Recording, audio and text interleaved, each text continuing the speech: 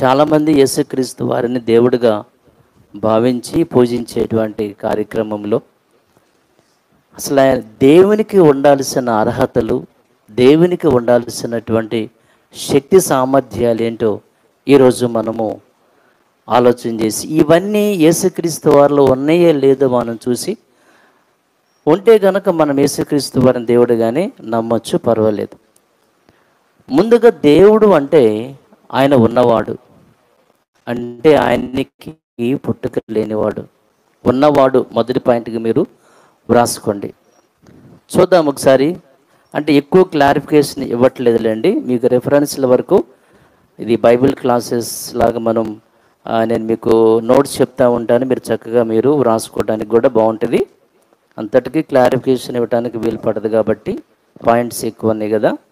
3వ అధ్యాయము, నిర్గమకాండం 3వ అధ్యాయము 14 వచనాన్ని ఒకసారి మనం చూద్దాం. నిర్గమకాండంలో నుంచి 3వ అధ్యాయము 14 మనం చూడొచ్చు. అందుకు దేవుడు నేను ఉన్నవాడను అనువాడనై ఉన్నానని. ఓకే అండి, దేవుడు చెప్తున్న మాట ఏంటంటే నేను ఉన్నవాడను. ప్రకటన గ్రంథం చివరి పుస్తకానికి మనం వచ్చినట్లయితే ప్రకటన గ్రంథం 1:4 వచనం చక్కగా రాసుకోండి, నిదానంగానే చెప్తాను కావాలంటే. మొదటి అధ్యాయము 4 వాక్యాన్ని 1:4 చదవమ్మా. యోహోను ఆసియాలో ఉన్న 7 సంఘములకు శుభమని చెప్పి వ్రాయునది. వర్తమాన భూత భవిష్యత్ కాలములలో ఉన్నవారి నుండి ఆయన సింహాసనం ఎదుటనున్న 7 ఆత్మల నుండి అని ఉంటుంది. వర్తమాన భూత భవిష్యత్ కాలములలో ఉన్నవారి నుండి అంటే దేవుడి గురించి బైబిల్ చెప్పే మాట ఏంటంటే ఆయన ఉన్నవాడు, అంటే ఆయనకి పుట్టుక అనేది ఉండదు. దేవునికి పుట్టుక ఉండదు, పుట్టుక లేనివాడు, ఉన్నవాడే దేవుడు. ఓకేనా? మరి యేసుక్రీస్తు వారు ఉన్నవాడా లేదంటే పుట్టినవాడా? యేసుక్రీస్తు వారు ఉన్నవాడా పుట్టినవాడా అనేటువంటి ఆలోచన మనం కనుక ఆలోచిస్తే, కొలసి 1వ అధ్యాయం ఒకసారి మీరు కనుక ఆలోచన చేస్తే 15వ వచనం, కొలసి 1:15 చూద్దాం. ఆయన అదృశ్య దేవుని స్వరూపి అయి సర్వ సృష్టికి ఆది సంభూతుడై ఉన్నాడు. ఆది సంభూతుడు అంటే ఆదిలో సంభవించిన వాడు, ఆదిలో పుట్టినవాడు. అలాగే ఇదే వాక్యాన్ని మనం ఎక్కడ చూస్తామంటే ప్రకటన గ్రంథము 3వ అధ్యాయము 14 దేవుని సృష్టికి ఆది అయిన వాడు అని ఉంటుంది. అంటే దేవుడు సృష్టించిన వాటిలో యేసుక్రీస్తు వారు ఆది, అంటే ముందుగా పుట్టినవాడు, దేవుడు ముందుగా సృష్టించిన వాడని మనకు అర్థమవుతుంది. అంటే ఈ వాక్యాలను బట్టి మనకు అర్థమయ్యే విషయం ఏంటంటే యేసుక్రీస్తు వారి గురించిన మాట ఏంటంటే ఆయన గురించి, ఆయన ఆదిలో పుట్టినవాడు, సృష్టించబడినవాడు. యెషయా గ్రంథము 9వ అధ్యాయం 6, యెషయా గ్రంథము 9వ అధ్యాయం 6వ వచనంలో ఏలయనగా మనకు శిశువు పుట్టెను, అప్పటికే శిశువు పుట్టాడు. యెషయా గ్రంథము రాసే టయానికి యేసుక్రీస్తు వారు అప్పటికే పుట్టినట్లుగా మనకి అర్థమవుతుంది. ఇదే విషయాన్ని యోహాను సువార్త 18వ అధ్యాయము 37-8 వచనాలలో, యోహాను సువార్త 18:37-38 వచనాలలో ఏముంటుందంటే, నేను సత్యమును గురించి సాక్ష్యం ఇవ్వటానికి పుట్టాను. యేసుక్రీస్తు వారే తాను చెప్పేటువంటి మాట ఏంటంటే యోహాను గారి సువార్తలో నుంచి 18వ అధ్యాయము 37 వచనం ఆలోచిస్తే ఆయన చెప్పిన మాట, సత్యమును గూర్చి సాక్ష్యం ఇచ్చుటకు నేను పుట్టి తిని ఇందు నిమిత్తమే ఈ లోకానికి వచ్చి తిని. ఎక్కడో పుట్టాడు, ఇక్కడికి వచ్చాడు. నేను పుట్టాను, ఇక్కడికి వచ్చాను. నేను పుట్టాను, ఇక్కడికి వచ్చాను అంటే, సో దీన్ని బట్టి మనకేమర్థమవుతుందంటే యేసుక్రీస్తు వారు పుట్టుక కలిగిన వాడు, పుట్టినవాడు అనేది ఎవరి వలన? ఎవరు ఆయన కన్నారు? కీర్తన గ్రంథము 2వ అధ్యాయము 7వ వచనం.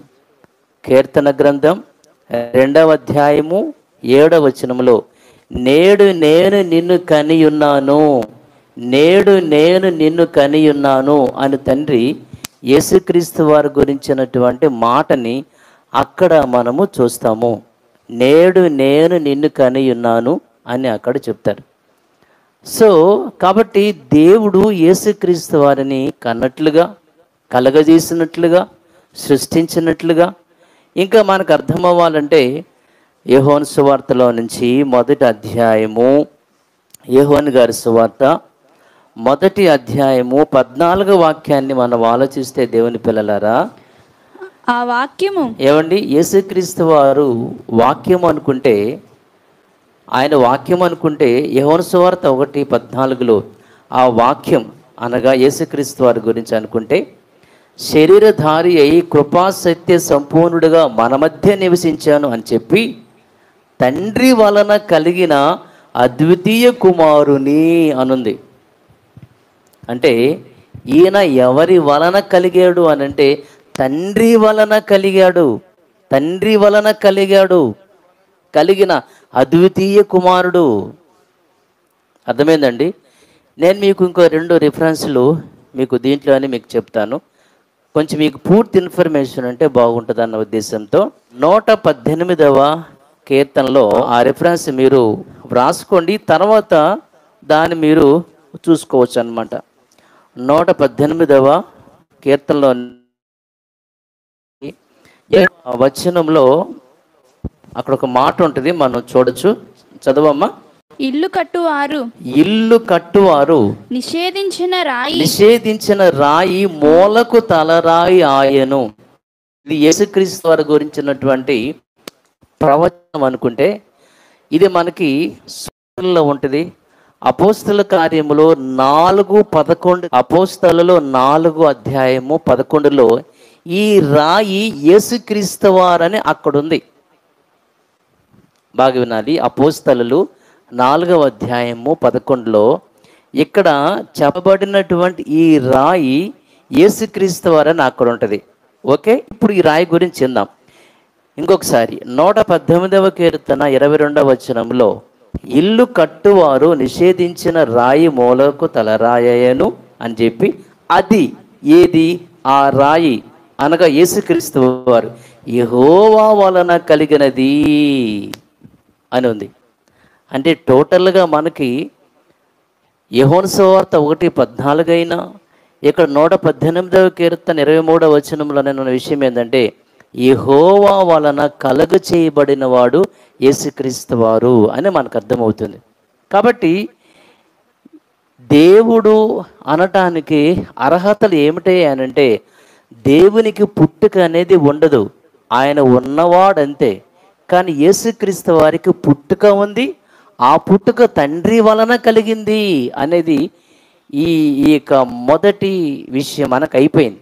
దేవుడు అంటే సర్వశక్తిమంతుడు, సర్వశక్తిమంతుడు అని. ఇక దీని గురించి మనం ఆలోచిస్తే మీరు రిఫరెన్స్ల వరకు రాసుకోండి, చూడొద్దు. ఆదికాండము 17వ అధ్యాయము 1వ వచనంలో, ఆదికాండము 17వ అధ్యాయం 1వ వచనంలో, రోమీయులకు రాసిన పత్రిక 1వ అధ్యాయము 20వ వచనంలో, రోమీయులకు రాసిన పత్రిక 1వ అధ్యాయం 20వ వచనంలో దేవుడి గురించి ఆయన సర్వశక్తుడు, నిత్యశక్తుడు అనేటువంటి మాటని అక్కడ మనం చూస్తాం. దేవుడు అంటే సర్వశక్తిమంతుడు, దేవుడు అంటేనే సర్వశక్తిమంతుడు అని అర్థం. సరే, ఇప్పుడు యేసుక్రీస్తు వారు సర్వశక్తిమంతుడా కాదా అనేది మనం ఇప్పుడు ఆలోచన చేద్దాం. యేసుక్రీస్తు వారు దేవుడైతే తను సర్వశక్తిమంతుడై ఉండాలి కదా.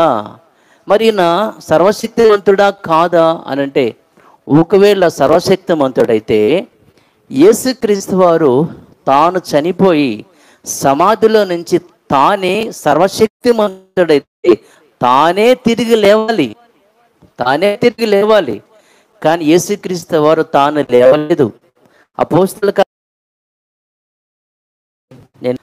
అపోస్తలులు 2:24లో మరణము ఆయనను బంధించి ఉంచుట అసాధ్యము గనుక దేవుడు మరణ వేదనలు తొలగించి ఆయనను లేపెను. యేసుక్రీస్తు వారిని దేవుడు లేపాను. యేసుక్రీస్తు నుంచి 3వ అధ్యాయం 15వ వచనంలో మీరు జీవాధిపతిని చంపితిరి గాని దేవుడు ఆయనను మృతులలో నుండి లేపెను. దేవుడు ఆయనను మృతులలో నుండి లేపెను. 5వ అధ్యాయము 30వ వచనం. ఇది అపోస్తల కార్యములు 5వ అధ్యాయము 30వ వచనం. మీరు మ్రానున వ్రేలాడవేసి సంహరించిన యేసును మన పితరుల దేవుడు లేపెను. అంటే రిఫరెన్స్లు చాలానే ఉంటాయి. నేను మీకు 2-3 చూపించి ముందుకెళ్తాను. అంటే యేసుక్రీస్తు వారు సర్వశక్తిమంతుడైతే ఆయనే లేవాలి. కానీ యేసుక్రీస్తు వారిని దేవుడు లేపినట్లుగా మనం చూస్తాము. అయితే మనకి ఒక ప్రశ్న రావచ్చు. అదేంటంటే యేసుక్రీస్తు వారు మరి సూచక క్రియలు అద్భుతాలు అవన్నీ చేశాడు కదా, ఆయనలో ఏ శక్తి లేకపోతే ఇవన్నీ యేసుక్రీస్తు వారు ఎలాగ చేస్తాడు అనేది మనందరికి కూడా ప్రశ్న వస్తుంది. దీనికి ఆన్సర్ ఏంటంటే కీర్తన గ్రంథము 136వ అధ్యాయము 4వ వచనం. కీర్తన గ్రంథము 136 అధ్యాయము 4వ వచనంలో అక్కడ ఏముంటుందంటే ఆశ్చర్య కార్యాలు చేసేది దేవుడు ఒక్కడే అని ఉంటుంది.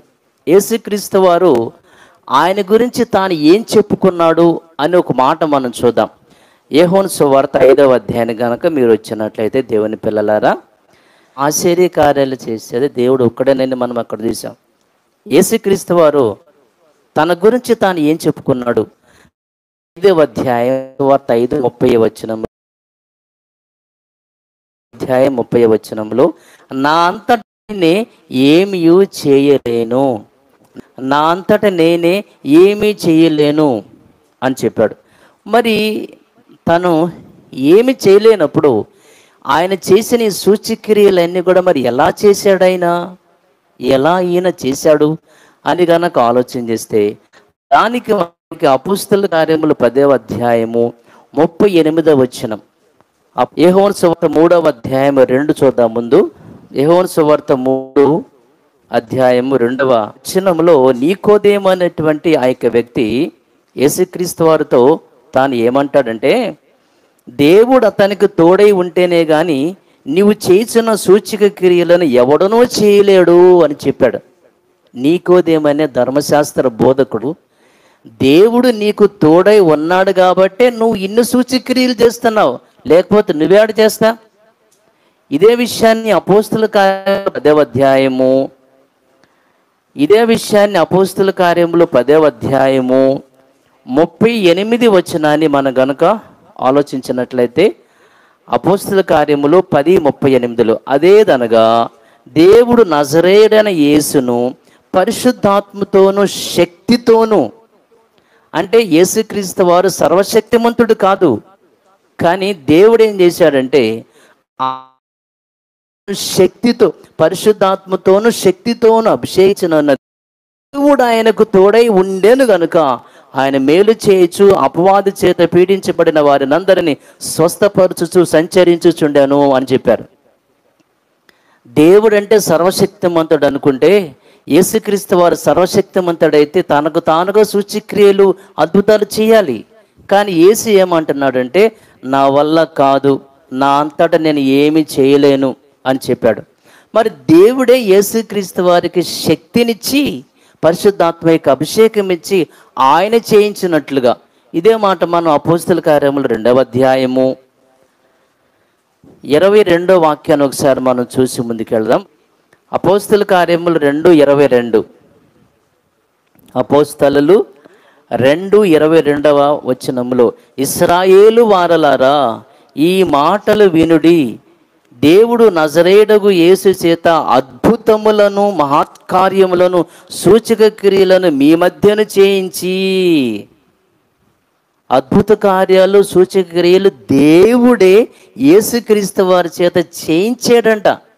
యేసుక్రీస్తు వారు సర్వశక్తిమంతుడు కాదు, సర్వశక్తిమంతుడైనటువంటి దేవుడే యేసుక్రీస్తు వారిని పరిశుద్ధాత్మ చేత శక్తితో నింపి ఈయన ద్వారా అద్భుతాలు సూచక్రియలు చేయించినట్లుగా మనకు అర్థమవుతుంది. రెండో పాయింట్ అయిపోయింది. దేవుడు అనటానికి ఒకటి ఉన్నవాడై ఉండాలి, రెండోది సర్వశక్తిమంతుడై ఉండాలి. యేసుక్రీస్తు వారు ఉన్నవాడు కాదు, యేసుక్రీస్తు వారు సర్వశక్తిమంతుడు కూడా కాదు. ఇక మూడో విషయం, సర్వాధికారి అయి ఉండాలి దేవుడు అంటే. సర్వాధిక అంటే ఇంకొకరి మీద డిపెండ్ కాకుండా, ఇంకొకరి యొక్క పర్మిషన్ తీసుకోకుండా తనకు తానుగా సర్వాధికారం కలిగిన వాడే దేవుడంటే. దేవుడంటే ఎవరి పర్మిషను, ఎవరి మీద డిపెండ్ అవ్వటం కానీ, ఎవరి యొక్క పర్మిషన్ కానీ, ఆయనే సర్వాధికారి. ప్రకటన గ్రంథం 1వ అధ్యాయం 8వ వచనం. ప్రకటన గ్రంథంలో నుంచి 1వ అధ్యాయము 8 వాక్యాన్ని మనం చూడొచ్చు. అల్ఫాయు ఓమేగయు వర్తమాన భూత భవిష్యత్ కాలములలో ఉండువాడును నేనే అని సర్వాధికారియు దేవుడు నగు ప్రభువు. సర్వాధికారియు దేవుడు నగు ప్రభు అంటే దేవుడు అంటే సర్వాధికారం కలిగిన వాడై ఉండాలి. ఒకళ్ళ మీద డిపెండ్ అవ్వటం కానీ, లేదా ఒకళ్ళిక మరి పర్మిషన్ తీసుకోవటం కానీ ఇవేమి జరగకూడదు. మరి యేసుక్రీస్తు వారు సర్వాధికార కాదా అనే విషయం కనుక మనము ఆలోచిస్తే, మత్తయి గారి సువార్త 20వ అధ్యాయము 20 నుంచి 23 వచనాల వరకు. మత్తయి సువార్త 20వ అధ్యాయము 20 నుంచి 23 వచనాల వరకు. జబదయి కుమారులిక తల్లి వచ్చి, నాయనా మరి నీ రాజ్యంలో కుడి పక్కన ఒకరు ఎడం ప్రక్కన ఒకరు కూర్చొని పెట్టుకోవాలి అని ఆమె రిక్వెస్ట్ చేస్తుంది. అమ్మ, నేను తాగే గిన్నెలో మీరు కూడా మరి తాగుతారా మీ పిల్లలు అంటే తాగుతామంటే, అయినా అది నా చేతిలో లేదు, నా తండ్రి హ్యాండ్ ఓవర్లో ఉంది అని చెప్పాడు. అది నా హ్యాండ్ ఓవర్లో, నా కుడి ప్రక్కన కూర్చోవాలా నా ఎడ ప్రక్కన కూర్చోవాలా అనేది నా హ్యాండ్ ఓవర్లో లేదు, అది తండ్రి హ్యాండ్ ఓవర్, తండ్రి యొక్క స్వాధీనంలో ఉంది అని చెప్పాడు. కాబట్టి ఈయనకి అంత అధికారం లేదు. యేసుక్రీస్తు వారు 26 మత్తయి సువార్త 39వ వచనం, 26 మత్తయి సువార్త 39వ వచనంలో తండ్రికి ఏమని ప్రార్థన చేస్తాడు అనంటే, తండ్రి నీ చిత్తమైతే ఈ గిన్నెను నా యొద్ద నుండి తీసివేయండి. తండ్రి నీ చిత్తమైతే ఈ గిన్నెను నా వద్ద నుండి తీసేయండి. ఈయన గనుక సర్వాధికారి అయితే దేవుణ్ణి అడగాల్సిన పని లేదు, దేవుణ్ణి కోరాల్సిన పని లేదు, దేవుణ్ణి రిక్వెస్ట్ చేయాల్సినటువంటి పని లేదు. ఈయన సర్వాధికారి గనక అయితే తనకు తానే ఆ గిన్నెను ఆయన తీసివేసుకోవచ్చు. తనకు తానుగానే ఆ గిన్నెను యేసుక్రీస్తు వారు తీసివేసుకోవచ్చు. అది ఆయన చేతిలో లేదు కాబట్టి, నాయన మీ చిత్తమైతే ఈ గిన్నెను నా వద్ద నుంచి మీరు తీసివేయండి అని. ఇలా మనము చూసుకుంటూ పోతే చాలా విషయాలే. అయితే మరి యేసుక్రీస్తు వారు మరి సర్వాధికారి కాదా అనంటే, యేసుక్రీస్తు వారు ఎలా సర్వాధికారి అయ్యాడు అనంటే, తనకు తానుగా యేసుక్రీస్తు వారు సర్వాధికారి కాదు, దేవుని వలన సర్వాధికారి అయ్యాడు. దేవుని వలన అప్పగించబడింది. యేసుక్రీస్తు వారు చనిపోయి తాను తిరిగి లేచిన తర్వాత శిష్యులతో చెప్పిన మాట ఏంటంటే, మత్తయి గారి సువార్త 28వ అధ్యాయము, మత్తయి గారి సువార్తలో నుంచి 28వ అధ్యాయంలో, నాకు పరలోకమందును భూమి మీదను సర్వాధికారము ఇయ్యబడి ఉన్నది, నాకు ఇవ్వబడి ఉంది. యేసుక్రీస్తు వారు సర్వాధికారి కాదు, సర్వాధికారము తండ్రి అయిన దేవుని వలన యేసుక్రీస్తు వారికి ఇవ్వబడింది. సర్వాధికారము ఇవ్వబడింది. దీనికి సంబంధించిన రెఫరెన్స్లు చాలానే ఆ రోజు నేను మీకు చెప్పాను. వాటిలో ప్రధానంగా 1 పేతురు పత్రిక 3వ అధ్యాయము 22 వచనం. 1 పేతురు పత్రిక 3వ అధ్యాయము 22వ వచనం. ఇవన్నీ కూడా తండ్రి అయినటువంటి దేవుడు ఆయన వచ్చేంత వరకు, సర్వాధికారం అనేది దేవుని వలన యేసుక్రీస్తు వారికి అప్పగించబడింది. అయితే ఈ సర్వాధికారము యేసుక్రీస్తు వారికి ఎంతవరకు ఉంటుంది, ఎంతకాలం ఉంటుంది అని గనక మీరు ఆలోచన చేస్తే కొరింథీయులకు రాసినటువంటి మొదటి పత్రిక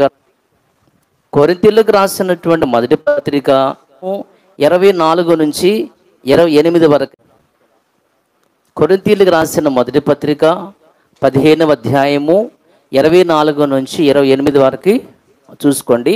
మరియు చివరి వాక్యాన్ని చదువుతున్నా. మరియు సమస్తమును ఆయనకు లోపరచబడినప్పుడు దేవుడు సర్వములో సర్వమగు నిమిత్తము కుమారుడు తనకు సమస్తమును లోపరిచిన దేవునికి తానే లోబడును. దేవుడు యేసుక్రీస్తు వారికి సర్వాధికారం ఎప్పటి వరకు ఇచ్చారు అని అంటే, యేసుక్రీస్తు వారు వచ్చి సంఘాన్ని తీసుకుని వెళ్ళి తిరిగి దేవుని పిల్లలను దేవునికి అప్పగించేంత వరకే యేసుక్రీస్తు వారికి అధికారం ఉంది. ఆ తర్వాత యేసుక్రీస్తు వారు కూడా దేవునికి పరిపూర్ణంగా లోబడతాడు అని ఈ వాక్యం మీకు అర్థం. కాబట్టి ఇప్పుడు మూడో విషయం చెప్పానా, అంటే దేవుడు అనటానికి, దేవుడు అంటే సర్వాధికారి అవ్వాలి. కాబట్టి సర్వాధికారి అయిన వాడే దేవుడైతే యేసుక్రీస్తు వారు సర్వాధికారి కాదు. కొంతకాలము సర్వాధికారము పొందినవాడనేది మీకు అర్థమైంది. కాబట్టి ఈయన దేవుడు కాదనటానికి ఇదొకటి మనకి అర్థమవుతుంది. నాలుగవది, దేవుడు అంటే సర్వజ్ఞాని అయి ఉండాలి. దేవుడు అంటే సర్వజ్ఞాని అయి ఉండాలి. అంటే ఎవరు ఆయనకి ఆలోచన చెప్పకూడదు, ఎవరు ఆయనకి జ్ఞానం, ఇలా చేయండి, అలా చేయండి, ఇలా ఉండండి, ఇలా చేస్తే బాగుంటుంది, అలా చేస్తే బాగుంటుందని ఎవరు ఆయనకి జ్ఞానం చెప్పకూడదు, ఎవరు ఆయనకి ఆలోచన చెప్పకూడదు. ఆయనే సర్వజ్ఞాని. దేవుడు అంటేనే ఆయనకి ఇంకొకరు చెప్పేదేంటి? రోమీయులకు రాసిన పత్రిక 11వ అధ్యాయం 34 వాక్యాన్ని మనం చూద్దాం. అందరూ తీయండి. మనసును ఎరిగిన వాడెవడు, ఆయనకు ఆలోచన చెప్పిన వాడెవడు. ప్రభు అనే బోర్డు అక్షరాలతో అంటే దేవుడు. ఇంగ్లీష్లో లార్డ్ గాడ్ అని ఉంటుంది. లార్డ్ అంటే ప్రభు ఇక్కడ న్యూ టెస్టిమెంట్లో. కాబట్టి ఆయనకు ఆలోచన చెప్పిన వాడెవడు అంటే దేవునికి ఎవరు ఆలోచన చెప్పరు. ఎందుకని? ఆయన సర్వజ్ఞాని. దేవునికి ఎవరు ఆలోచన చెప్పడానికి వీల్లేదు. ఆయన సర్వజ్ఞాని అంతే. ఆయనకి ఇంకొకళ్ళు చెప్పడానికి వీల్లేదు. ఆయనే జ్ఞానవంతుడు. అర్థమైందండి? ఏదైనా నిర్ణయము తీసుకోవాలంటే ఇంకొకళ్ళు చెప్పకూడదు, తనకు తానే నిర్ణయం తీసుకోవాలి. ఆయనే దేవుడు అంటే. దేవుడు అంటే ఒకరి ఆలోచన తీసుకోరు, ఒకరి జ్ఞానాన్ని వినరు, తన తాను స్వీయ నిర్ణయం, స్వీయ సంకల్పం. ఎఫెసీ 1:4 4:5 కూడా తన చిత్త ప్రకారమైన దయా సంకల్పం. గలతీయులకు రాసిన పత్రిక 1వ అధ్యాయము 4వ వచనం, మన తండ్రి అయిన దేవుని చిత్త ప్రకారము, ఆయన ఇష్ట ప్రకారము. తర్వాత 2వ తిమోతి 1వ అధ్యాయం 2వ తిమోతి పత్రిక 1వ అధ్యాయం 9వ వచనం. 2వ తిమోతి 1వ అధ్యాయము 9లో ఏముందంటే, మన క్రియలను బట్టి కాక తన స్వకీయ సంకల్పము. సంకల్పం అంటే ఆయనదే, తన దయా సంకల్పం, తన స్వకీయ సంకల్పం. ఇంకొకరి సంకల్పాన్ని దేవుడు తీసుకోడు. దేవుడు అంటేనే స్వకీయ సంకల్పం. ఆయన జ్ఞానవంతుడు, తనకి ఎవరు ఆలోచన చెప్పరు. ఆయన సంకల్పం, ఆయన చిత్తం, ఆయన సంకల్పం, ఆయన ఉద్దేశం, ఆయన ఆలోచన. దేవుడు అంటేనే తనకు తానే స్వకీయంగా తనకు తానే సంకల్పించేవాడు, తనకు తానే నిర్ణయాన్ని తీసుకునేవాడే దేవుడు. మరి యేసుక్రీస్తు వారు ఆయన గురించి కనుక మనం ఒకసారి ఆలోచన చేస్తే, ఒకసారి మనము చూద్దాం. యోహాను సువార్తలో నుంచి, యోహాను సువార్త 5వ అధ్యాయము 30వ వచనము.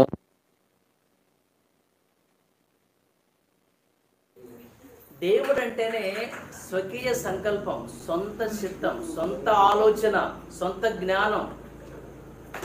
కాబట్టి దేవుడు సర్వజ్ఞాని.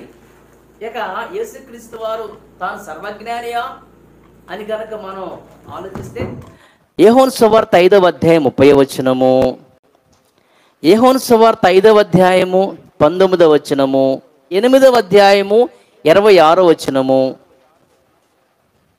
8వ అధ్యాయము 28వ వచనము, ఓకేనా, 12వ అధ్యాయము 49వ వచనము.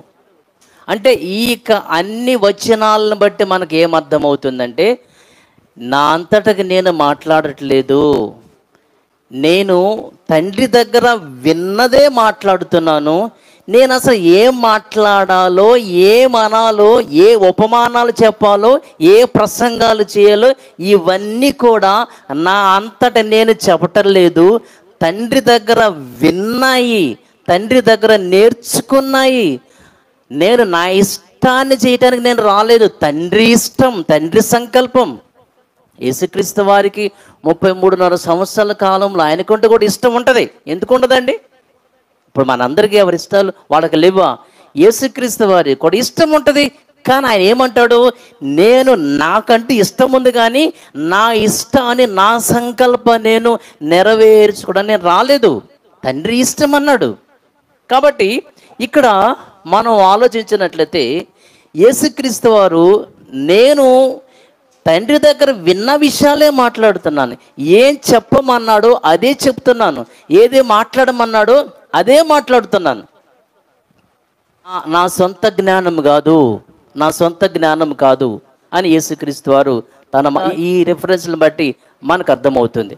కాబట్టి యేసుక్రీస్తు వారికి ఇంకొకళ్ళు ఆలోచన చెప్పాలి, దేవుడు ఆలోచన చెప్పాలి. ఏమి చేయాలో, ఏం మాట్లాడాలో, ఎలా బ్రతకాలో దేవుడు ఆయనకి ఆలోచన చెప్పాలి, దేవుడు ఆయనకి జ్ఞానం చెప్పాలి.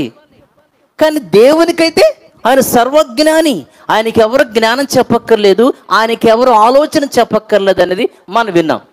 దీన్ని బట్టి మనకేం అర్థమవుతుందంటే, దేవుడు అంటే సర్వజ్ఞాని అయి ఉండాలైతే యేసుక్రీస్తు వారు సర్వజ్ఞాని కాదు. కాబట్టి ఇంకొకళ్ళ మీద డిపెండ్ అవుతున్నాడు ఆయన, ఇంకొకళ్ళ జ్ఞానం మీద, ఇంకొకళ్ళ ఆలోచన మీద తాను డిపెండ్ అవుతున్నాడు. కాబట్టి తాను సర్వజ్ఞాని కాదు, కాబట్టి తాను దేవుడు కాదనే విషయం దీనివల్ల మనకు అర్థమవుతుంది. నెంబర్ 5, దేవుడు అంటే భవిష్యత్తు తెలిసిన వాడై ఉండాలి. 5వది, దేవుడు అంటే భవిష్యత్తు తెలిసినవాడు, భవిష్యత్తు తెలిసిన వాడై ఉండాలి. ఏమా రిఫరెన్స్ చూద్దాం. అపోస్తుల కార్యములు 2వ అధ్యాయము, అపోస్తుల కార్యములు 2వ అధ్యాయము 23వ వాక్యం ఒకసారి మనం ఆలోచించి, అపోస్తుల కార్యములో నుంచి 2వ అధ్యాయము 23, దేవుడు నిశ్చయించిన సంకల్పమును, దేవుడు నిశ్చయించిన సంకల్పమును, సంకల్పం ఆయన విన్నాం కదా, దేవుడు నిశ్చయించిన సంకల్పమును ఆయన భవిష్యత్తు జ్ఞానమును అనుసరించి, అంటే దేవుడు అంటే భవిష్యత్తు జ్ఞానము తెలిసినవాడు. 1 పేతురు పత్రిక 1వ అధ్యాయము 1వ వచనం, 1 అపోస్తల కార్యములు 2వ అధ్యాయం 23వ వచనము, ఆ తర్వాత 1 పేతురు 1:1. ఈ 2 వచనాలను బట్టి మనకేమర్థమవుతుందంటే, దేవుడు అంటే భవిష్యత్తు తెలిసిన వాడై ఉండాలి, భవిష్యత్తు తెలిసిన వాడై ఉండాలి. ఇప్పుడు ఫర్ ఎగ్జాంపుల్గానండి, దానియేలు కాలంలో ఒక ప్రతిమ మనందరం కూడా దాని గురించి విన్నాం. ఏమండి, అంటే ఆ ప్రతిమను చూయించి, ఏమండి, బంగారము, ఇంకేంటి తర్వాత వెండి, ఇత్తడి, రాగి కదండి, ఇనుము, ఆ ఒక ప్రతిమను ఆయన చూస్తారు కదండి. సో ఇవి భవిష్యత్తులో రాబోయేటువంటి రాజ్యాల గురించి మాట్లాడుతూ వచ్చాడు. అనగా ముందు నెబుకద్నెజరిక పరిపాలన, ఆ తర్వాత మాదీయ పార్శీకుల యొక్క పరిపాలన వచ్చేదని, ఆ తర్వాత అలెగ్జాండర్ పరిపాలన, గ్రీకు పరిపాలన వచ్చేదని, ఆ తర్వాత రోమేలిక పరిపాలన వచ్చిందని, రోమేలిక పరిపాలన కాలంలోనే క్రీస్తు సామ్రాజ్యము ప్రారంభించబడిదని, ఇవన్నీ ఎప్పుడో క్రీస్తుకు పూర్వము సుమారుగా 700 సంవత్సరాలకి ముందు ఇంచుమించుగా ప్రవచనాలు చెప్పాడు ఆయన. అంటే రాబోయే 4 మహాసామ్రాజ్యాల గురించి, ఆ మహాసామ్రాజ్యాలు అయిపోయిన తర్వాత క్రీస్తు యొక్క మహాసామ్రాజ్యాన్ని గురించినటువంటి భవిష్యత్తు దేవుడు ముందుగానే, అందుకని ఆయన భవిష్యత్తు జ్ఞాని. దేవునికి భవిష్యత్తు తెలుసు. ఇప్పుడు యూదా గురించి అంటే యూదా అలా అయిపోతాడని దేవునికి ముందే తెలిసి కీర్తనలు ఆయన గురించి రాయించాడా? అంటే యూదా పరిస్థితి ఎలా అయిపోతుంది అన్న సంగతి కీర్తన గ్రంథంలో రాయబడింది కాబట్టి యూదా పరిస్థితి అలా అయిందా? కాదు. దేవుడు ఒకసారి భవిష్యత్తును చూశాడు. భవిష్యత్తులో యూదా అనేవాడు వస్తున్నాడు, వాడు చేసే పని అంతా కూడా ఆయనకి స్క్రీన్లో కనపడుతుంది. సో ఆయన ఇట్లా యేసుక్రీస్తు వారిని అప్పగిస్తాడు, ఉరి పూసుకుంటాడు. ఇవన్నీ భవిష్యత్తులో దేవుడు చూశాడు, ఇక్కడ రాయించాడు కీర్తనలో. కాబట్టి దేవుడు అంటే భవిష్యత్తు జ్ఞాని, భవిష్యత్తు తెలిసినవాడు. మరి యేసుక్రీస్తు వారికి భవిష్యత్తు తెలుసా? యేసుక్రీస్తు వారికి ఆయన మరి భవిష్యత్తు జ్ఞానా అని చెప్పేసి కనుక మనం ఆలోచన చేస్తే, ఎగ్జాంపుల్ కనుక మనం చూస్తే ఆయన రాకడ గురించి ఆయనకే తెలియదు అన్నాడు. 25 మత్తయి సువార్త 36, 37 సువార్త 24వ అధ్యాయము 36, 37 కనుక మీరు చూస్తే అక్కడ ఉంటుంది. అన్న విషయం ఏంటంటే, నేను వచ్చే సంగతి నాకే తెలియదు అన్నాడు. అంటే భవిష్యత్తు నాకే తెలియదు. ఎందుకనంటే కాలములు సమయములు తండ్రి తన స్వాధీనం అందించుకున్నాడని అపోస్తల 1:7 ఉంటుంది. అర్థమైందా? కాలములు సమయములు తండ్రి తన యొక్క స్వాధీనంలో, తన యొక్క ఆధీనంలో ఉంచుకున్నాడు. కాబట్టి నాకు ఆ విషయం తెలియదు. అంటే భవిష్యత్ అనేది యేసుక్రీస్తు వారికి తెలీదు. ఆయన అసలు భవిష్యత్తు జ్ఞాని కాదు. ఒకవేళ యేసుక్రీస్తు వారికి ఏమైనా భవిష్యత్తు గనక తెలిసిందంటే, భాగ్యనాలు, యేసుక్రీస్తు వారికి ఏమైనా భవిష్యత్తు గనక తెలిసింది అంటే అది ఎలా తెలిసింది అని అంటే తండ్రి వలన. ప్రకటన గ్రంథం 1వ అధ్యాయం చూద్దాం. ప్రకటన గ్రంథంలో నుంచి 1వ అధ్యాయము 1వ వాక్యాన్ని మనం చూద్దాం. 1:1 చూద్దాం. ప్రకటన గ్రంథంలో నుంచి 1:1 యేసుక్రీస్తు తన దాసులకు కనుపరచుటకు దేవుడు ఆయనకు అనుగ్రహించిన ప్రత్యక్షత. యేసుక్రీస్తు వారికి భవిష్యత్తు తెలీదు. ఒకవేళ ఏమైనా యేసుక్రీస్తు వారికి గనక భవిష్యత్తు గనక తెలిసిందంటే అది ఎలా తెలిసిన దానికి? దేవుడు యేసుక్రీస్తు వారికి అనుగ్రహించిన ప్రత్యక్షత. అంటే దేవుడు చెప్తే తప్ప యేసుక్రీస్తు వారికి భవిష్యత్తు తెలీదు. తనకు తానుగా భవిష్యత్తు యేసుక్రీస్తు వారికి తెలీదు. దేవుడు చెబితే తప్ప దేవుడు యేసుక్రీస్తు వారికి చెప్పారండి. ఈ సంగతులు త్వరలో సంభవింపనై ఉన్నవి, ఆయన తన దూత ద్వారా వర్తమానాన్ని పంపాడు. దేవుడేమో యేసుక్రీస్తు వారికి చెప్పారు, యేసుక్రీస్తు వారే దూతకు చెప్పాడు. దూత ఏమో యోహాను గారికి చెప్పింది. అంటే భవిష్యత్తు, ప్రకటన గ్రంథంలో ఉన్న భవిష్యత్తు విషయాలన్నీ కూడా దేవుడు యేసుక్రీస్తు వారికి చెప్తే యేసుక్రీస్తు వారు అక్కడ తెలియపరిచినట్లు మనకు అర్థమవుతుంది. కాబట్టి యేసుక్రీస్తు వారు భవిష్యత్తు జ్ఞాని కాదు, ఆయనకు భవిష్యత్తు తెలీదు. ఒకవేళ కనుక తెలిస్తే అది దేవుడు చెప్పిందే తప్ప తనకు తానుగా భవిష్యత్తు జ్ఞాని కాదు. కాబట్టి దేవుడు అంటే భవిష్యత్తు జ్ఞాని అనుకుంటే అది యేసుక్రీస్తు వారు భవిష్యత్తు జ్ఞాని కాదు. కాబట్టి ఆయన దేవుడు కాదని మనకు అర్థమవుతుంది. ఇంకా 6th పాయింట్, దేవుడు అనడానికి మరొక ఆధారం, అర్హత ఏంటి అని కనుక మనం ఆలోచించినట్లయితే, దేవుడు అంటేనండి, ఒకసారి మీరు ఆ వాక్యాన్ని చదవండి. 17వ అధ్యాయం అపోస్తల కార్యంలో నుంచి 17వ అధ్యాయము 25 వాక్యాన్ని మనం చూద్దాం.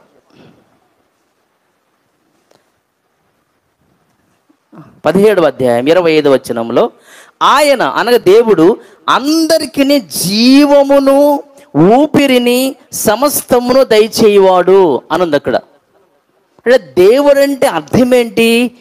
జీవాన్నిచ్చేవాడు, జీవాన్నిచ్చేవాడు, ఊపిరినిచ్చేవాడు, ప్రాణాన్నిచ్చేవాడు, జీవాన్నిచ్చేవాడు.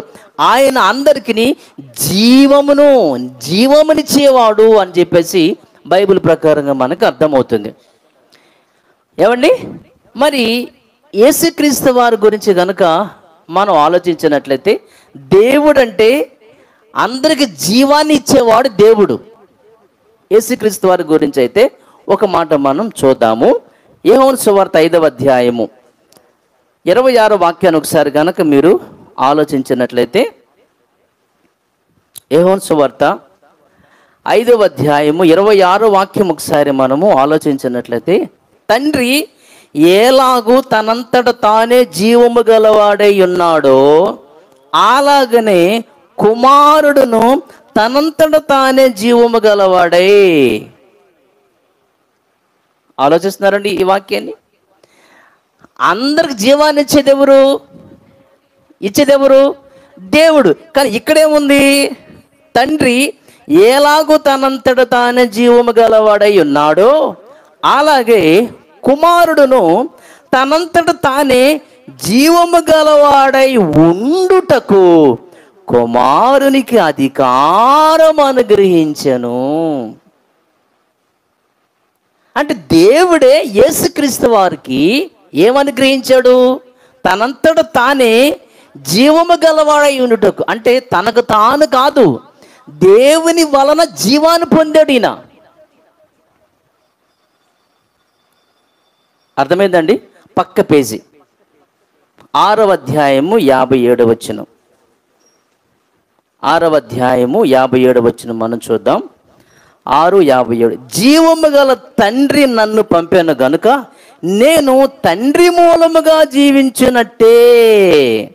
అంటే తండ్రి మూలముగా యేసుక్రీస్తు వారికి జీవం వచ్చింది.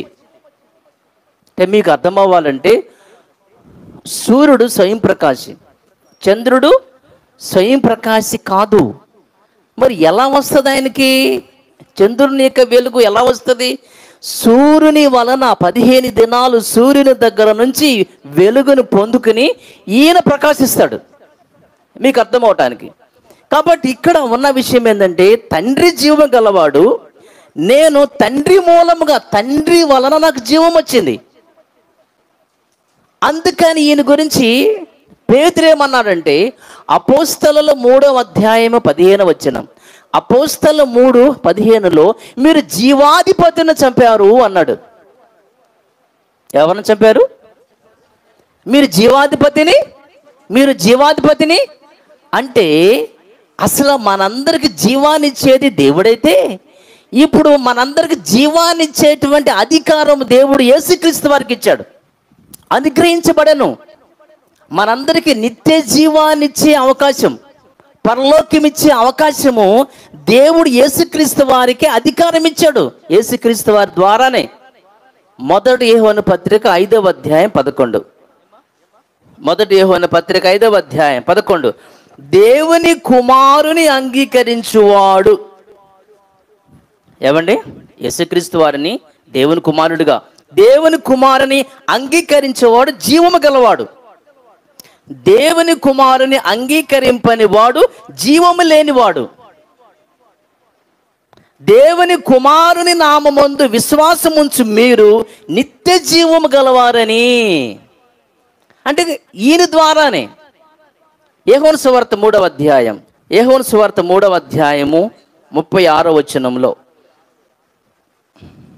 యోహాను సువార్త 3వ అధ్యాయం 36 చూద్దాం. యోహాను సువార్త 3:36 చూద్దాం. యోహాను సువార్త 3:36లో, కుమారుని యందు విశ్వాసం ఉంచువాడే నిత్య జీవము గలవాడు, కుమారునికి విధేయుడు కాని వాడు జీవము చూడడు. అంటే మనం జీవాన్ని చూడాలంటే, నిత్య జీవాన్ని మనం చూడాలంటే కుమారుని యందు మనం విశ్వాసం ఉంచాలి, కుమారునికి విధేయత ఉండాలి, ఆయన మాట ప్రకారంగా ఉండాలి. ఎందుకనంటే కుమారుడే మనకు నిత్య జీవాన్ని ఇస్తాడు కాబట్టి. అందుకే నా ద్వారా తప్ప ఎవరు తండ్రి వద్దకు వెళ్ళే అవకాశం లేదు అని చెప్పాడు. యేసుక్రీస్తు వారు ఏం చెప్పాలి? నాన్న, రాజబాబు ఊరికి ప్రసంగాలు చేస్తున్నాడు కానీ వద్దులే, ఆయన పరలోకం వద్దు అన్నాడు అనుకోండి, సరే నాన్న నీ ఇష్టం అంటాడు. ఇక దేవుడు ఇంకేమనడు. అంటే నా జీవము కొలసి పత్రికలో ఉంటుంది, క్రీస్తు చేతిలో ఉంది, క్రీస్తులో దాచబడింది అది. ఆయన గనక నన్ను పరలోకానికి వెళ్ళమంటే వెళ్ళాలి, లేదంటే లేదు. నా ద్వారా తప్ప రాజబాబా, శోభన్ బాబా ఎవరైనా సరే నా ద్వారా, నేను చెప్తేనే, నా ద్వారానే పరలోకి వెళ్ళాలి, నా ద్వారానే నిత్య జీవం, నా ద్వారానే పరలోకం. ఎందుకంటే మీకు గత దినాల్లో చెప్పాను, ఫరో అంటాడు యోసేపుతో, అయ్యా ఈ దేశం నుంచి కూడా బయటికి వెళ్ళాలన్నా నీ పర్మిషన్ కావాలి, ఇంకొకడు ఈ దేశం రావాలన్నా నీ పర్మిషన్ కావాలంటాడు. ఇది కనుక చూస్తే అక్కడ, ఇప్పుడు వద్దులేండి, ఎవరైనా ఈ దేశంలో ఎంటర్ అవ్వాలంటే నీ పర్మిషన్తోనే రావాలి. ఫరో యోసేపుకి అలాంటి ఇచ్చాడు, అధికారం ఇచ్చాడు. అలాగే దేవుడు కూడా యేసుక్రీస్తు వారికి ఇచ్చిన అధికారం అది.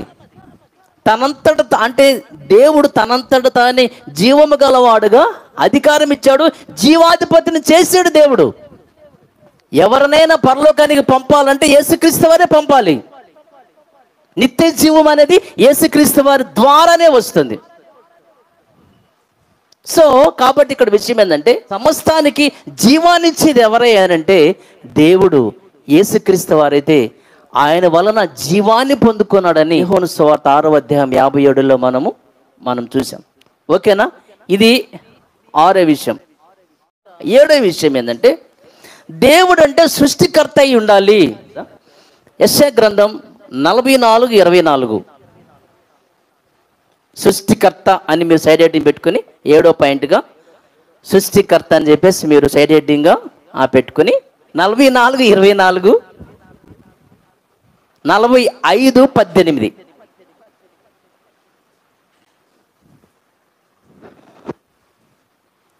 ఓకేనా? అంటే ఇంకా ఉన్నాయి. అంటే దేవుడే సృష్టికర్త అనేటువంటి విషయములు చాలా రెఫరెన్స్లో ఉన్నాయి. అయితే కొలసి 1:16 బట్టి, కొలసి 1:16 బట్టి దేవుడు యేసుక్రీస్తు వారి ద్వారా సృష్టిని కలగజేసినట్లుగా మనం చూస్తాం. సృష్టికర్త మాత్రం దేవుడే. ఇప్పుడు మీకు అర్థం అవ్వాలంటే, ఈ ఇల్లు కట్టింది నేనంటాను, ఈ బిల్డింగ్ కట్టింది నేనంటాను. ఎలా కట్టాను? ఇంజనీర్ ద్వారా కట్టాను, లేదా మేస్త్రి ద్వారా, వెంకటేశ్వర గారు ద్వారా కట్టాను. మేస్త్రి ద్వారా ఇది కట్టాను, బిల్డింగ్ కట్టాను. డేవిడ్ ఇంటి ముందు బావి తవ్వాడు. ఎలా తవ్వాడు? పార ద్వారా తవ్వాడు. డేవిడ్ బావి తవ్వాడంటే ఎలా తవ్వాడు? పార ద్వారా తవ్వాడు. దేవుడు యేసుక్రీస్తు వారి ద్వారా సృష్టిని చేశాడు. కొలసి 1:16 బట్టి మనకి అర్థమవుతుంది. అసలు సృష్టికర్త దేవుడే. ఇంకొక ఇంపార్టెంట్ మాట మీకు చెప్తాను. ఈ సృష్టిని చేసే విషయంలో యేసుక్రీస్తు వారి యొక్క హస్తము, యేసుక్రీస్తు వారి యొక్క సహకారము ఉందేమో, కానీ మనలను సృష్టించే విషయంలో మాత్రం యేసుక్రీస్తు వారు లేడు. ఈ విశ్వాన్ని సృష్టించే విషయంలో యేసుక్రీస్తు వారి యొక్క సహకారం ఉందేమో, కానీ మనలను సృష్టించే విషయంలో యేసుక్రీస్తు వారి యొక్క సహకారం లేదు. దేవుడే స్వయంగా తన చేతులతో, తన హస్తాలతో, తన యొక్క అరచేతిలో చెక్కుని, ఇవన్నీ రెఫరెన్స్లు మీకు కావాలంటే ఒక్కొక్కటి చెప్తా, రాసుకోండి. ఓకేనా? యెషయా గ్రంథం 43వ అధ్యాయము 7వ వచనం. యెషయా గ్రంథం 43 7వ వచనం, 44:24 ఓకేనా? 49:5,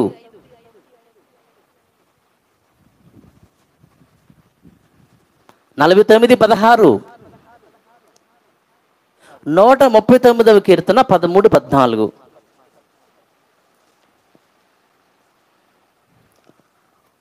యోబు గ్రంథము 10:8. యోబు గ్రంథం 10:8 రాశారా? 31:15. యోబు గ్రంథం 31:15. ఈ రిఫరెన్స్లలో దేవుడే స్వయంగా తన చేతులతో తన హస్తాలతో మనందరిని కూడా చేసినట్లుగా ఈ రిఫరెన్స్లో ఉంటుంది. యేసుక్రీస్తు వారు కూడా ఏం చెప్పాడు చెప్పనా? మిమ్మల్ని చేసింది నేను కాదు దేవుడేనని. ఏంటి మత్తయి సువార్త, మత్తయి గారి సువార్తలో నుంచి 19వ అధ్యాయం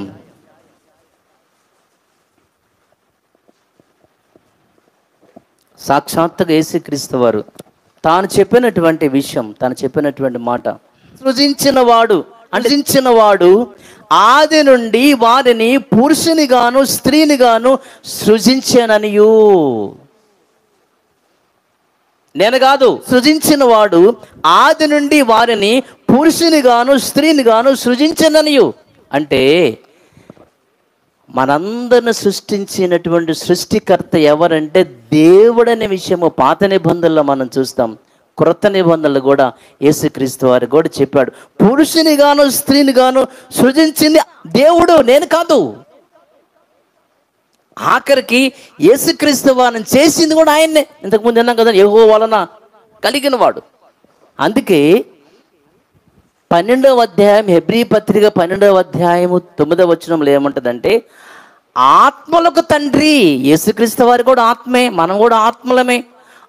ఆత్మలకు తండ్రి అయిన, ఆత్మలకు తండ్రి. అందుకే అన్నాడు యేసుక్రీస్తు వారు యోహాను సువార్త 20వ అధ్యాయము 17వ వచనంలో, యోహాను సువార్త 20వ అధ్యాయము 17లో ఏం చెప్పాడంటే, నీ దేవుడు నా దేవుడు, నీ తండ్రి నా తండ్రి, మనందరికి తండ్రి, మన తండ్రి పరలోకమందు ఉన్నాడు అని. అంటే నన్ను చేసినవాడు ఆయనే, మిమ్మల్ని చేసినవాడు ఆయనే. సృష్టికర్త ఎవరంటే దేవుడే. కాబట్టి దేవుడు అనడానికి సృష్టికర్త. కాబట్టి దేవుడే విశ్వాన్ని సృష్టించాడు. మనందరిని సృష్టించింది కూడా ఆ దేవుడే తప్ప యేసుక్రీస్తు వారు మాత్రం కాదనేది మీకు అర్థమవుతుంది. ఆయన దేవుడు కాబట్టి, అంటే యేసుక్రీస్తు వారు కూడా ఆయన పట్ల చాలా భయము భక్తి కలిగి ఉన్నట్లుగా మనం చూస్తాం. ఒకసారి మీరు తీయండి, హెబ్రీయులకు రాసినటువంటి పత్రిక అందరూ చూడండి, 5వ అధ్యాయము వచనం 7 చూద్దాం. భయభక్తులు కలిగి ఉన్నందున, భయభక్తులు కలిగి ఉన్నందున. అంటే యేసుక్రీస్తు వారు దేవుడైతే ఇంకొకళ్ళకి భయపడాల్సిన పని లేదు. 8వ పాయింట్గా.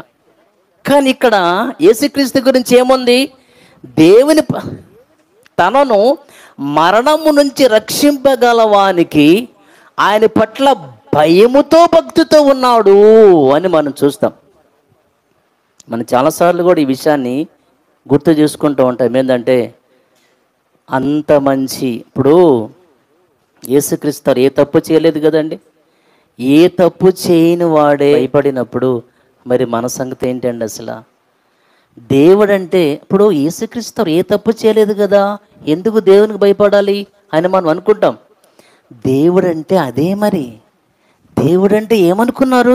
ఏ తప్పు చేయకపోయినా భయపడాలి, ఏ తప్పు చేయకపోయినా భయపడాలి. అది దేవుడు అంటే. ఆయనకు మహాశక్తి, ఆయనకు అద్భుతం, ఆయనకు వండర్. అందుకనే యేసుక్రీస్తు వారు దేవునికి భయపడుతూ జాగ్రత్తగా, మన మాటలు చెప్పాలంటే బ్రతికినంత కాలము ఒళ్ళు దగ్గర పెట్టుకుని బ్రతికాడు యేసుక్రీస్తు వారు. అంటే మీకు అర్థమయ్యే భాష. ఎందుకని? ఏ తప్పు జరగకూడదు, ఏ చిన్న మిస్టేక్ జరిగినా యేసుక్రీస్తు వారు దేవుడు, ఆయన దేవుడు అని చెప్పుకున్నాడు అనేటువంటి ఆ విషయంలో యేసుక్రీస్తు వారికి తెలుసు తాను దేవుడని. ఎవరికి యేసుక్రీస్తు వారు చెప్పుకోలేదు. దేవుడు, నేను దేవుడని అని చెప్పుకున్నప్పుడు యేసుక్రీస్తు వారు దేవుడు అది చెప్పుకోవడానికి ఏమైంది? దేవుడే చెప్పుకున్నప్పుడు మరి ఈయన కూడా మరి దేవుడైతే మరి చెప్పుకోవాలిగా. ఇంకోటి ఏంటంటే, ఆయన చెప్పుకోవాలా, కానీ మనసులో ఉంది ఆయన దేవుడేనని, నేను దేవునితో సమానుడేనని. అలా గనక మనసులో గనక యేసుక్రీస్తు వారిని దేవుడని అనుకుంటే పాపం పాపం. ధర్మశాస్త్రాన్ని నెరవేర్చేవాడు ఏ పాపము లేకుండా ధర్మశాస్త్రాన్ని నెరవేర్చడానికి వచ్చాడు తప్ప కొట్టివేయటానికి కాదు. మరి ధర్మశాస్త్రం ఏం చెప్తుంది? దేవుడు ఒక్కడేనని చెప్తుంది. ఇప్పుడు ధర్మశాస్త్రాన్ని నెరవేర్చేవాడు దేవుడు ఒక్కడని నమ్మితేనే, దేవుడు ఒక్కడని నమ్మితేనే ధర్మశాస్త్రాన్ని నెరవేర్చడానికి వీలుంటుంది.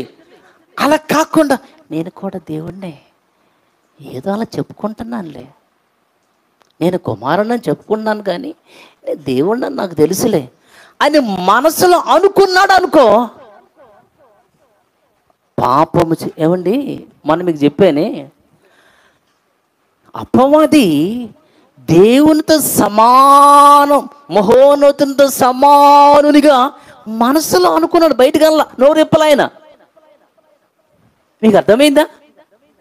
సాతానుడు నేను దేవునితో సమానుండి అని అనలా. అంత సీన్ ఉందట దెయ్యానికి, అంత సీన్ ఉందా? మనస్సులో అనుకున్నాడు. ఏమని? మహోన్నతునితో సమానునిగా చేసుకొందును అనుకున్నాడు మనసులో. అంతే, ఫట్ తోసిపడేశాడు కిందకి. ఎందుకని? మనసులో అనుకుంటేనే పాపం. దేవునితో సమానంగా మనసులో అనుకుంటేనే పాపం.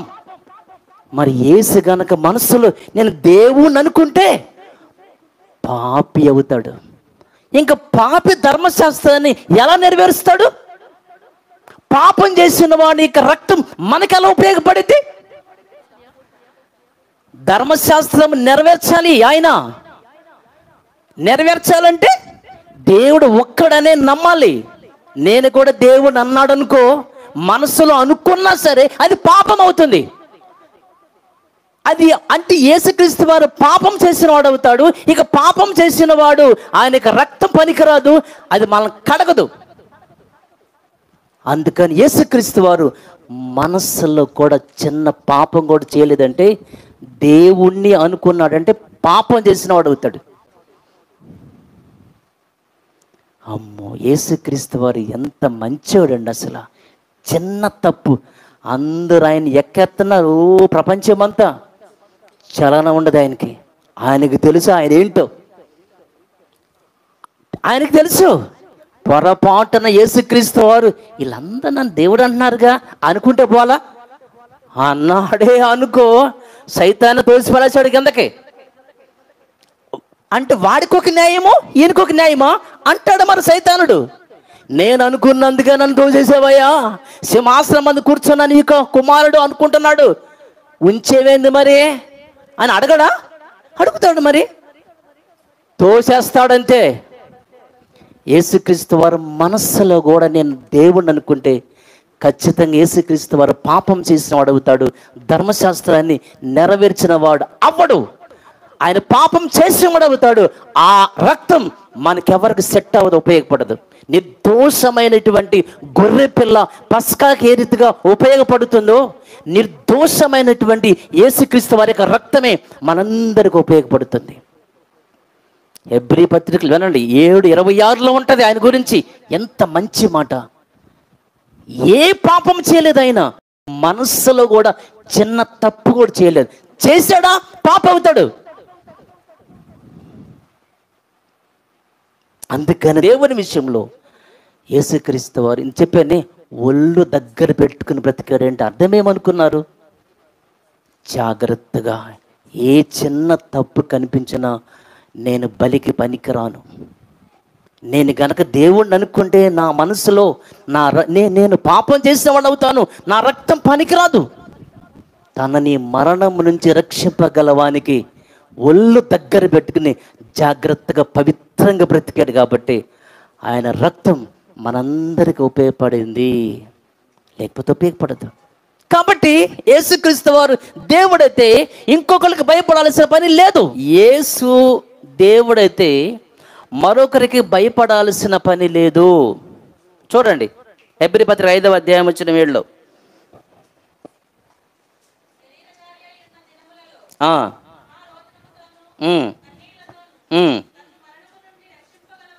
ఉమ్, ఉమ్, ఆ. యేసు గనక దేవుడైతే ఇంకొకరికి భయపడాల్సిన పని లేదు. కానీ ఇక్కడ ఏముంది? భయముతో బ్రతికాడంటే దేవుడు ఎవరికి భయపడ్డుగా? మరి ఈయన ఎందుకని? దేవుడు కాదు కాబట్టి భయపడి బ్రతికాడు. తొమ్మిదో విషయం ఏంటంటే, ఒక యజమాని నా కూలి ఇవ్వండి, నా జీతం ఇవ్వండి అని చెప్పేసి అడగడు. ఎవరు అడుగుతారు అని అంటే, కూలివాడు, పని చేసిన వాడు తన కూలి డబ్బులు జీతం అడుగుతాడు. యజమానుడు జీతం అడగడు, జీతం ఇస్తాడే తప్ప జీతము అడగడు. కూలివాడే జీతం అడుగుతాడు. తన యొక్క అయ్యా పని చేశాను, అయ్యా పని చేశాను, నాకు జీతం ఇవ్వండి అని అడుగుతాడు. యజమాని అయితే అడగడు కదా. అలాగే యేసుక్రీస్తు వారు యోహాను సువార్త 17వ అధ్యాయం ఒకసారి మనం వద్దాం. యోహాను సువార్త 17వ అధ్యాయం 4వ వచనం చూద్దాం ఒకసారి మనం. యోహాను సువార్త 17వ అధ్యాయము 4 చూద్దాం. చేయుటకు నీవు నాకు ఇచ్చిన పని. ఏమండి, తండ్రికి యేసుక్రీస్తు వారు ప్రధాన యాజకుని ప్రార్థన ఇది, చివరి ప్రార్థన, గెత్సేమనే తోటల ప్రార్థన. ఏమని? చేయుటకు నీవు నాకు ఇచ్చిన పని నేను సంపూర్ణంగా నెరవేర్చి భూమి మీద నిన్ను మహిమపరచితిని. తండ్రి, లోకము పుట్టక మునుపు నీ యొద్ద నాకు ఏ మహిమ ఉండను, ఆ మహిమతో నన్ను ఇప్పుడు నీ యొద్ద మహిమపరచుము అన్నాడు. అంటే యేసుక్రీస్తు ఈ 2 వచనాలకు భావం ఏంటంటే, నాయనా నువ్వు నాకు చెప్పిన పని అంతా చేసేసానయ్యా. ఎకరం పొలం ఇచ్చావు, 33.5 సంవత్సరాలు ఇచ్చావు. ఈ 33.5 సంవత్సరాలలో ఎకరం పొలాన్ని నేను దున్నాను, మరి విత్తనాలు వేసాను, పంట వేసాను, కోసాను. ఇదిగో నువ్వు అప్పగించిన పని అయిపోయింది, జీతం ఇవ్వండి, పరలోకం ఇవ్వండి, పరలోకం ఇవ్వండి. అంటే పరలోకం ఇవ్వండి అని యేసుక్రీస్తు వారు అడుగుతున్నాడంటే ఆయన సేవకుడు. ఆయన గురించి సేవకుడు అని ఉంటుంది బైబిల్లో. 3వ అధ్యాయం అపోస్తలులు 13లో దేవుడు తన సేవకుని పుట్టించాడు. 26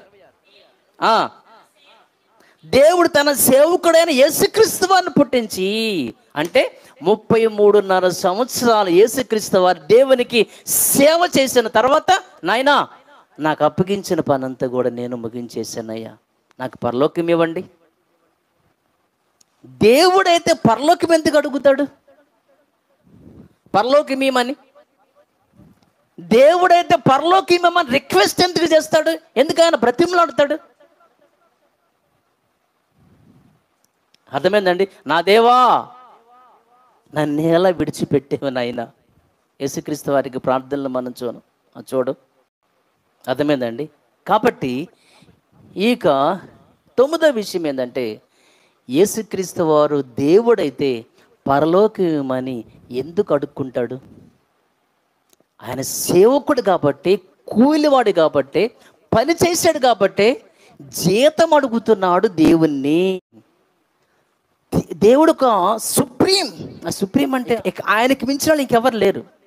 దేవుడు అంటే సుప్రీం అండి. అందరికీ అందరికీ అందరికీ పైన, అందరికీ పైన.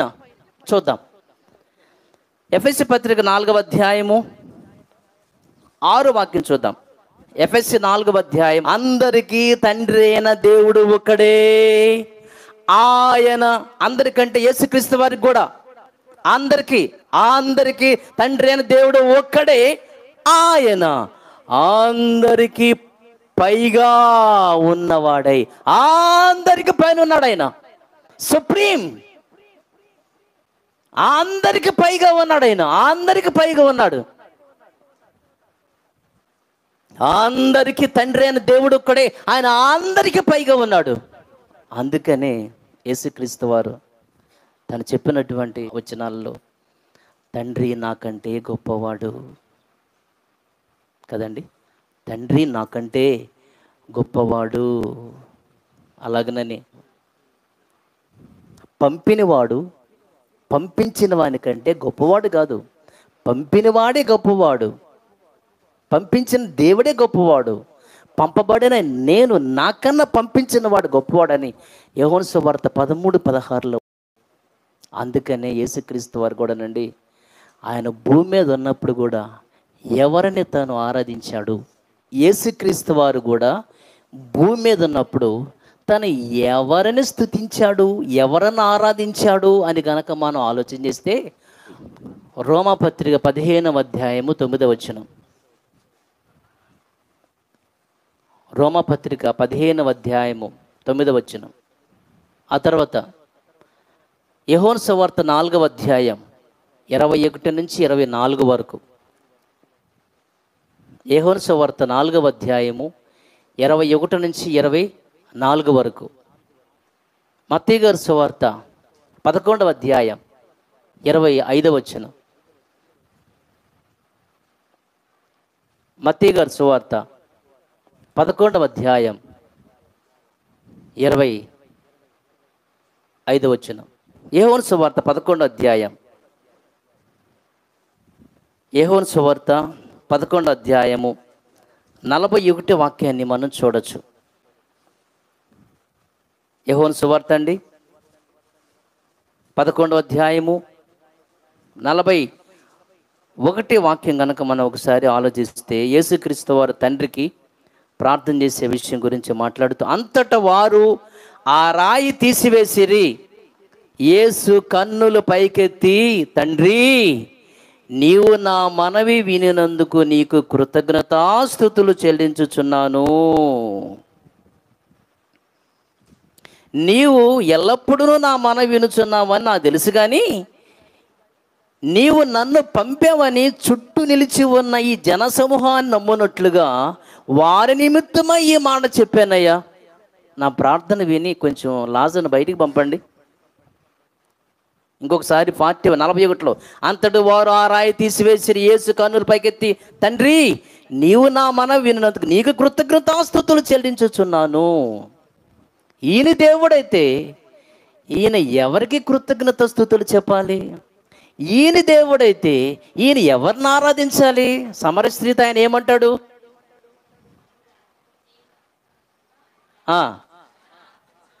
21లో ఏమంటాడు ఆయన? అమ్మా ఏమ్మా, మేము అంటే నేను కూడా ఆరాధిస్తున్నాను దేవుణ్ణి.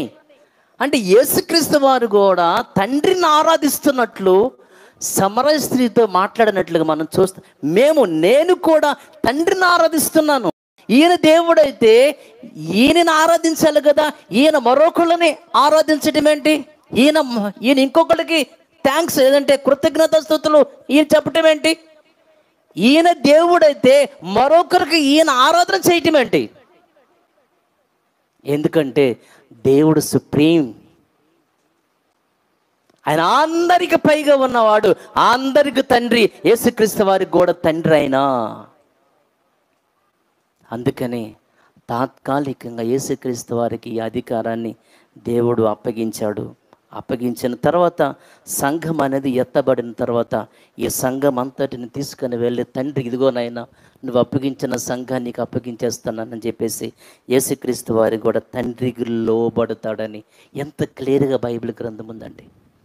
కాబట్టి ఇక 10 విషయాలను బట్టి మనకు ఏమర్థమవుతుందంటే, యేసుక్రీస్తు వారు దేవుడా కాదనేది, అంటే దేవుడు అన్నట్టు అర్హతలు, ఆయన శక్తి సామర్థ్యాలు, యేసుక్రీస్తు వారికి ఆ అర్హత ఉందా? ఆ శక్తి సామర్థ్యాలు ఉన్నాయా? ఇవన్నీ తండ్రి వలన యేసుక్రీస్తు వారు ఏ రీతిగా పొందుకొని రాజ్య పరిపాలన చేస్తున్నాడో ఇవన్నీ మనం విన్నాం. కాబట్టి ఆలోచించుకుందాం. ఏమండి, ఒకే ఒక మాట అండి, క్లోజ్ చేస్తున్నా. దేవుడు ఎవరో తెలుసుకోపోయినా కానీ ప్రతిదండన అంటండి. ఎంత భయంకరమైన మాట అండి అసలు అది. 1:7లో ఉంటుంది, దేవుడు ఎవరో ఎరుగకపోతే, దేవుడు ఎవరో తెలుసుకోకపోతే ప్రతిదండన. దేవుడు ఎవరో తెలుసుకోకపోయినా ప్రతిదండనే. కాబట్టి ఎవరో తెలుసుకొని ఆయన ఆరాధిద్దాం, పూజిద్దాం, ఆయన చెప్పినట్టు బ్రతుకుదాం. దేవుడి మాటలు, తన మాటలు మన కొరకు దీవించిన